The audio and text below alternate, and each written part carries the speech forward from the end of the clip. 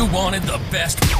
You've got the best podcast. The hottest podcast in the world.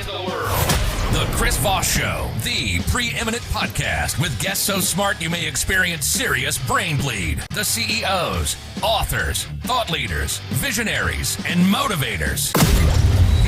Get ready. Strap yourself in. Keep your hands, arms, and legs inside the vehicle at all times, because you're about to go on a monster education roller coaster with your brain. Now, here's your host, Chris Voss. Hi, folks. It's Voss here from the ChrisVossShow.com, the ChrisVossShow.com. Welcome to the big show, my family and friends.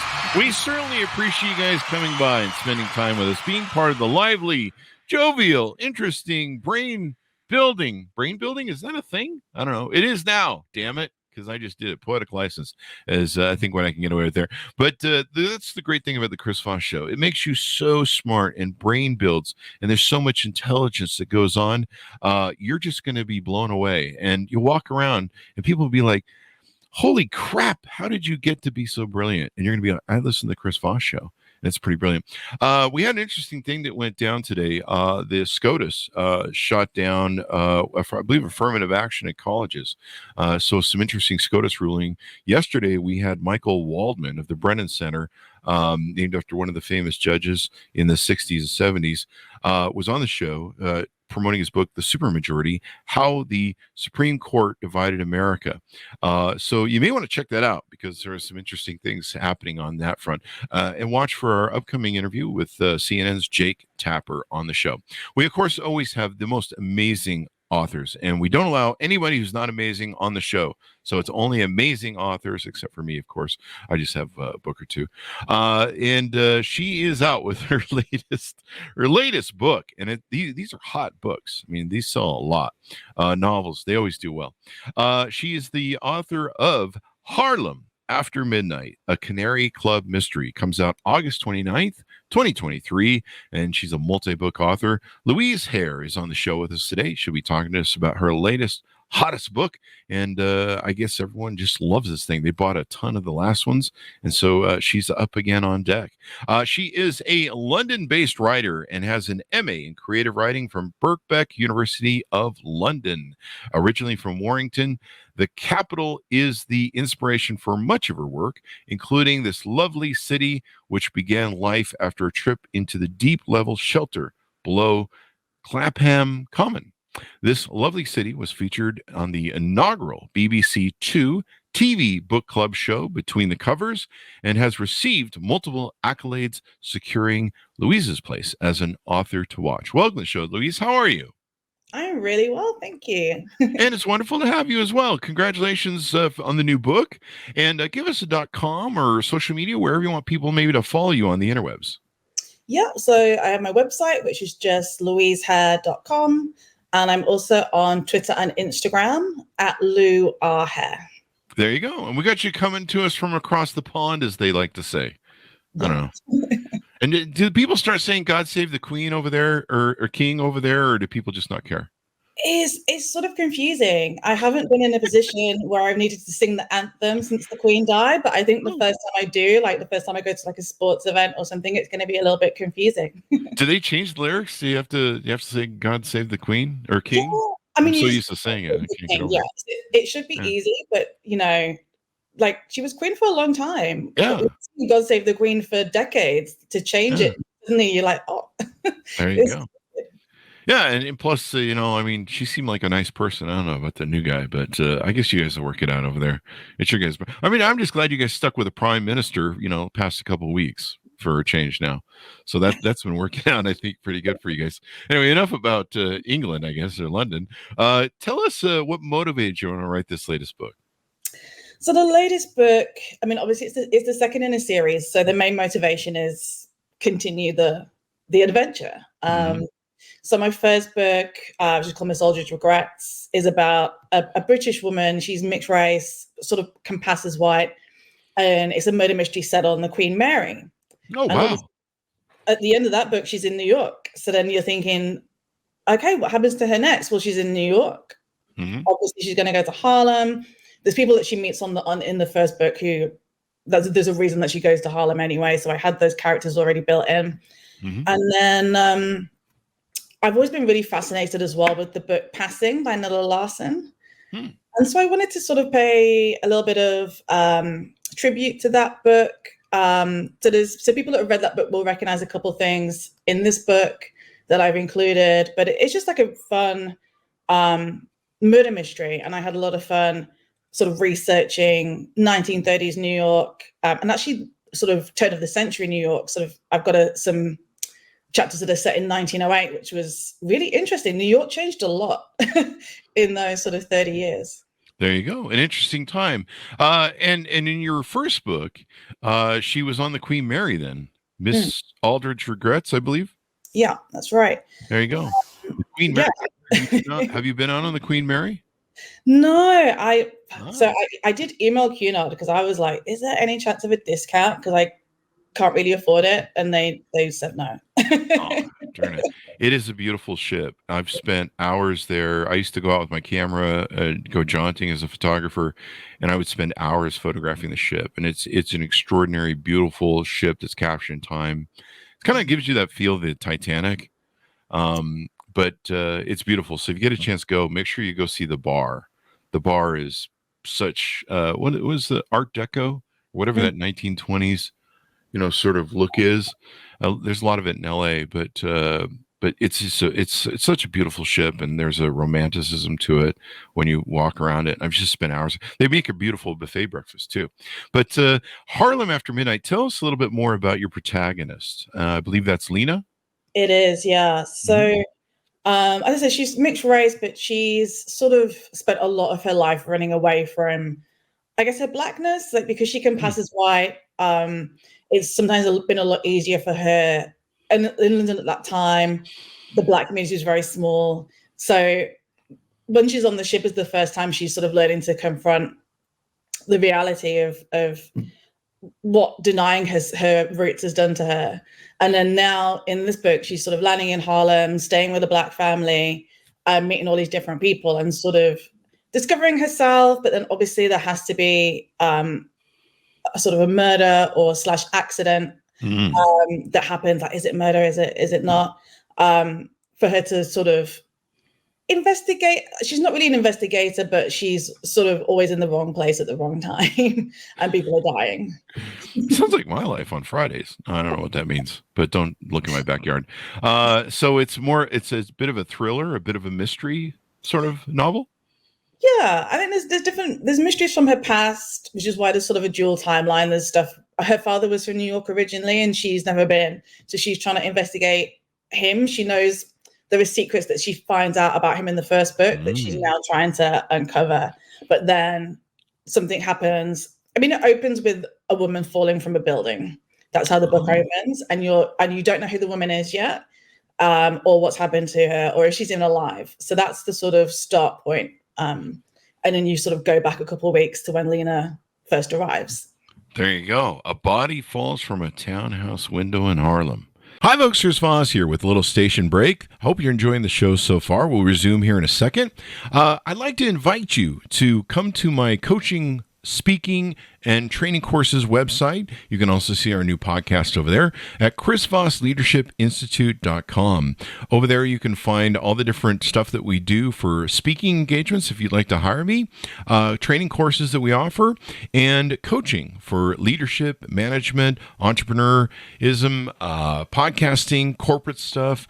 With over 35 years of experience in business and running companies as CEO. And be sure to check out chrisvossleadershipinstitute.com. Now back to the show. There you go.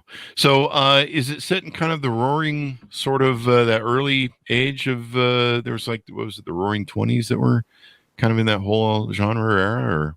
So it's the mid 1930s. So it's 1936. Okay. So the Apollo Theater is the amateur night still a huge thing. There is like a tiny cameo from Ella Fitzgerald because they found out that she was playing in Harlem on the exact date that I needed to send Lena to a nightclub. So I was like, perfect.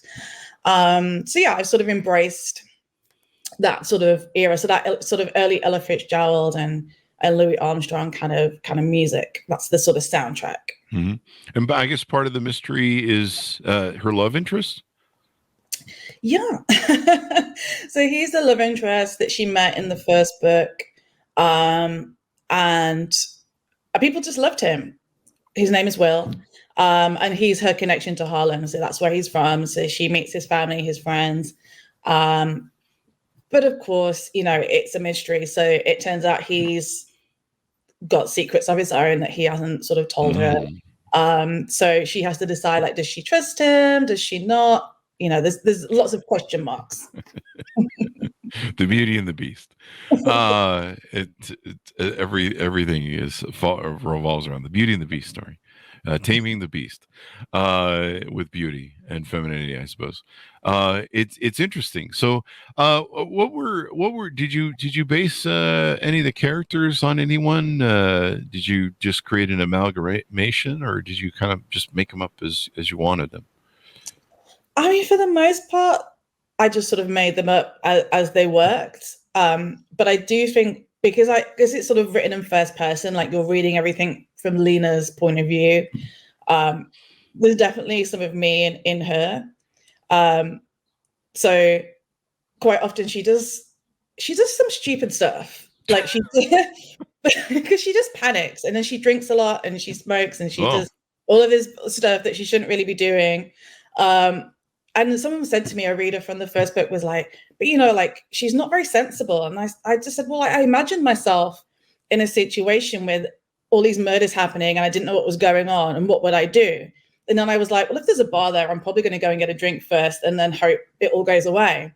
So sometimes that's what Lena does. It sounds like Fridays at my house too. Yeah, once again. Oh, yeah, I was just being realistic. I was like, most of us would do this. And then afterwards you would think, actually, this is not sensible. I should probably get out of the way or try and figure out what's happening. Well, the other thing is too, is if you're going to be sensible, and logical, I mean, it'd be a really short book. Where would the adventure be, right? Exactly. That's what I think. So, what do you see for this character in the series you're doing? This is 2 of 2 in your Canary Club mystery series. What do you see? Do you see a future with what you're doing? Are you working on a next book yet? We have some authors, they pump out books like every 3 months, it seems. Yeah. So I'm thinking about a third book. I think there's lots of, each book can be read separately, but I always like to have little threads that you can sort of pick up in a next book. So for example, there's a best friend that she left back in London who did something terrible.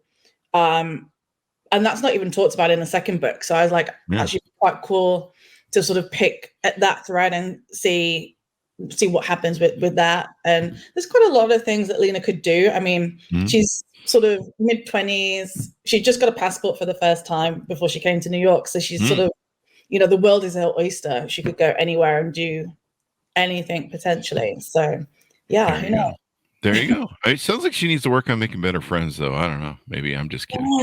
But that's the beauty of the stories and the adventures, and we like to see people go on that hero's journey where they have to meander through everything, go through cathartic times, and hang out with murderers. You learn a few things or something. I don't know. Sounds like Fridays at my house again. I don't know. That's today's callback joke on the show. People are like, what's going on at Chris's house? Maybe there's a novel there. I don't know. So what do you find readers really love about the character? It sounds like you've gotten some feedback, and they really loved your first book. Of course, it sold really well. What do you hear from your readers? It's kind of interesting how they kind of have their own take on everything, huh? Yeah. Like I said, a lot of people were like, she's just not sensible. I think that's fine. It's a fair comment. I think what I've enjoyed is people seeing, because it's sort of a golden age mystery, like I was sort of angling for that sort of Agatha Christie sort of vibe. It's definitely not written in that style, just to warn anyone who's hoping for that. But it's that sort of vibe with the glamour, and I love those like the Poirot TV shows when he's like on the Orient Express or Death on the Nile. So that's sort of the vibe that I think people have enjoyed, but also having a woman of color in that situation where she's sort of traveling in first class. I think it's just, I like to take things that I love, but then put my own sort of spin on it.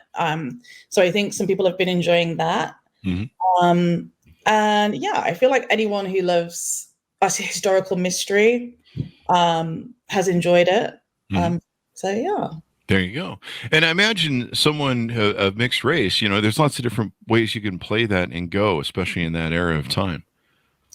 Yeah, I mean, it was really fun sort of researching, for example, the differences between attitudes in the UK compared to the US at that time, and her sort of deciding how to present herself in different situations. So because she's traveling in first class on the Queen Mary, she basically, someone goes, oh, you look sort of Italian. And so she just sort of goes with that because it's easier than trying to explain, or if someone has a problem.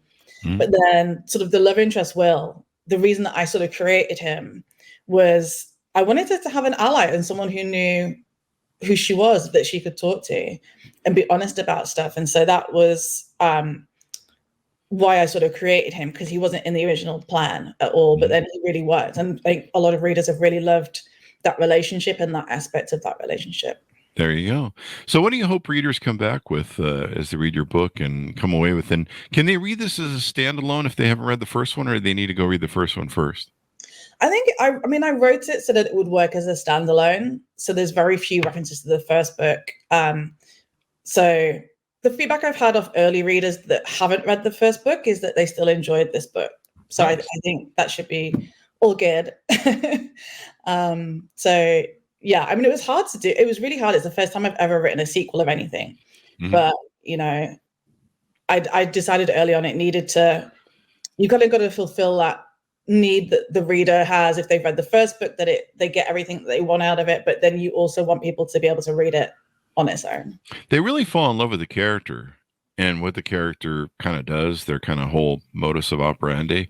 And, we have authors on the show. I think there's like 30 or 50 books they've written about this line of characters. The Tom Clancy folks and stuff have been on, and it's just extraordinary. I'm like, and people just love the character. And once they fall in love with the character, they just eat it up, and you can just keep making books on it. And it's great. It's wonderful to have that sort of following. Yeah, I mean, it's just so nice when you've sort of created a character that people love. It's so nice. That's probably the best feedback, is when people are like, oh, I want another Lena book, or I want to see more of Lena, because she's really fun to write. And I think for me, obviously writing's a job, but it's just so much easier if it's fun and I'm enjoying it. There you go. And then why did you call it a Canary Club mystery?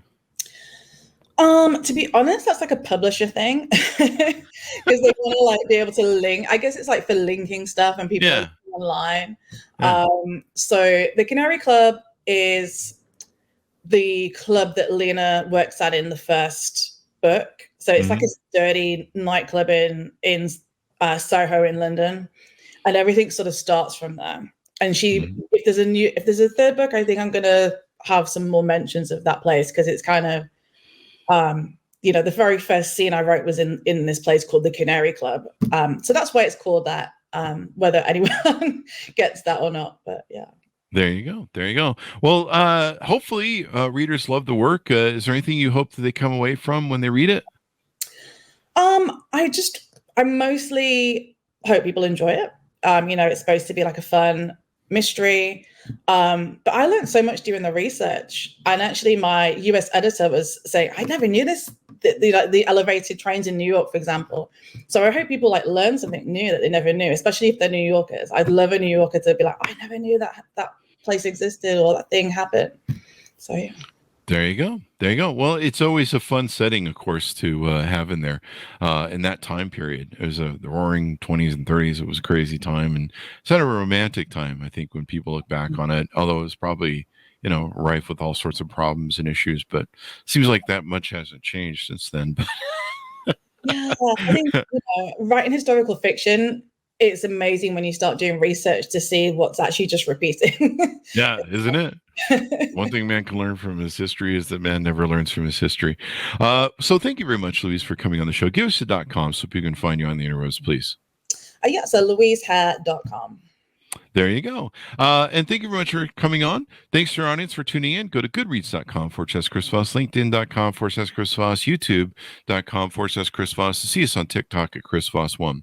Thanks to my audience for tuning in. Be good to each other. Stay safe. And we'll see you guys next time. And that's